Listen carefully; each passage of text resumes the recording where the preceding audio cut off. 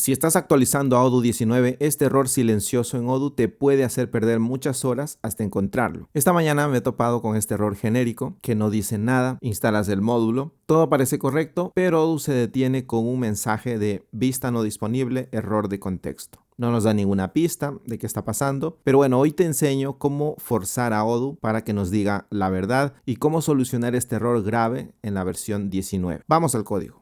El primer problema es que el log por defecto es silencioso. Para ver qué está pasando realmente necesitamos activar el log en modo depuración. Así que vamos a colocar este parámetro en el fichero de configuración y lanzamos otra vez el servicio de Odoo. Ahora fíjate que en la terminal ahí tenemos el error, el validador de las vistas, que es mucho más estricto que en las versiones anteriores y nos está diciendo que hay atributos prohibidos.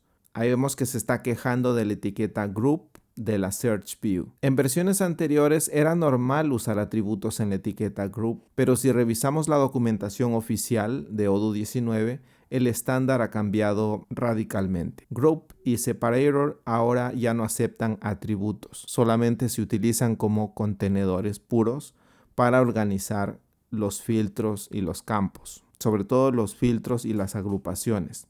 Odoo 19, impulsado por OWL, ahora genera los títulos automáticamente, así que si intentamos agregar cualquier tipo de atributo en estos contenedores, el validador los va a rechazar y vamos a tener ese error que mata a Odoo por completo. Ahora que ya sabemos lo que causa el error, la solución, como ves, es simple. Tenemos que ir a la vista, localizamos esta etiqueta, y es tan simple como eliminarlas, pero ha sido muy complicado al inicio identificar qué es lo que está pasando. Si tienes separadores, debes hacer lo mismo, debes limpiar los atributos que tengas. Un tip de organización: los campos deben ir primero, seguido de los filtros y finalmente, en tercer lugar, las agrupaciones. El orden es importante. Bueno, ahora ya reiniciamos, actualizamos el módulo y ya el problema queda resuelto, superado ese problema por hoy. La migración a Odoo 19 trae una limpieza profunda en el motor de vistas, como puedes ver.